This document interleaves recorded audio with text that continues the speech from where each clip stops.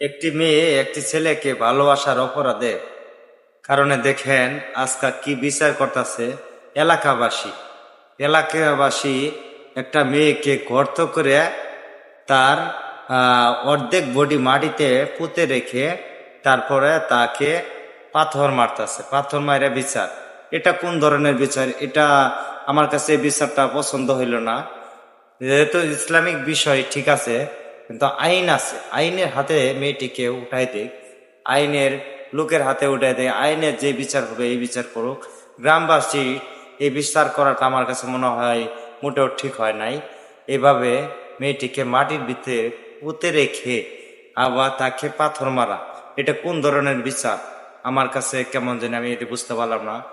আপনাদের কাছে কেমন লাগলো বিচার আর ভিডিওটা অবশ্যই আপনারা একটু কমেন্টে অবশ্যই জানাবেন, এবং কি ভিডিওটা ভালো লাগলে সবাই একটু